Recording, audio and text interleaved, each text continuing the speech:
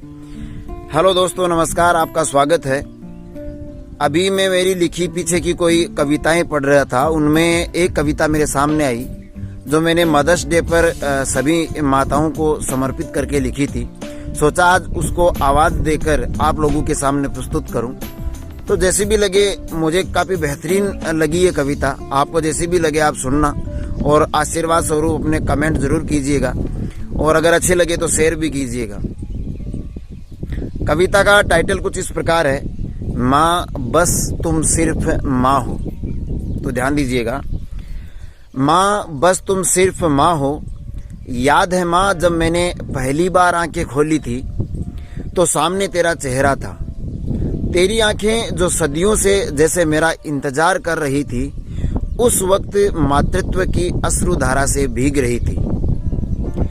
मेरी किलकारी और तेरे स्तन पर पैर मारने पर तूने मुझे चूम लिया, तभी मुझे तुमसे पहली नजर का प्यार हो गया। क्योंकि लात खाकर खुश होने वाली सिर्फ माँ हो सकती है, इसलिए माँ बस तुम सिर्फ माँ हो। याद है माँ जब पहला कदम मैंने लड़खड़ा कर डर कर उठाया और गिरा तो मुझे उठाने वाले तेरे हाथ थे। और तब से अब तक जब भी गिरता हूँ तेरी दुआओं का असर है कि फिर खड़ा हो जाता हूँ। याद है माँ जब मैंने रसोई में तुझे परेशान किया तो थकी हारी तुमने मुझे जोर से गाल पर एक थप्पड़ रसीद दिया। मैं वहीं बैठ गया, निचला होठ आगे निकाला और रूठ गया।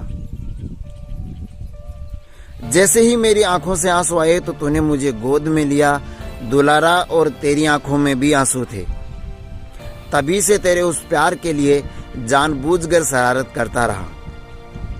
इसलिए माँ सिर्फ तुम माँ हो। याद है माँ एक बार स्कूल से आते वक्त रास्ते में खेलने लगा, देर हो गई, अंधेरा होने को था।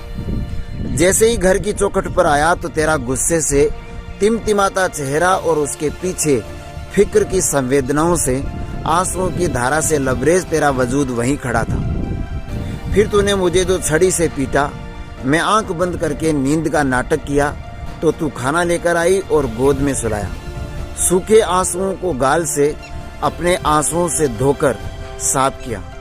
फिर बालों को सहलाया और बोली, तू नहीं खाएगा तो मैं भी नहीं खाऊंगी। और फिर दोनों ने साथ खाना खाया। इसलिए माँ सिर्फ तुम माँ हो। याद है माँ दोस्तों के साथ खेलते खेलते दोपहर हो गई और मैंने खाना नहीं खाया तो तुझे छड़ी लेकर आते देख कैसे मैं भागकर तेरे से ही लिपट जाता था। याद है माँ एक बार मैंने मिठाई की जिद की, तब आर्थिक हालात ऐसे थे कि 2 वक्त का खाना भी नसीब नहीं होता था।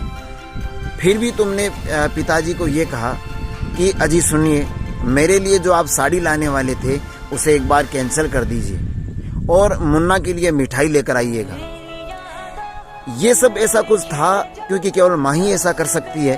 अपनी खुशियों को दांव पर लगाकर अपनी औलाद की खुशियों के लिए बहुत कुछ सोच सकती है। तो ये मेरी सारी जो पंक्तियाँ थी वो कोई कविता नहीं है, मैं कोई बड़ा कवि या लेखक नहीं हूँ।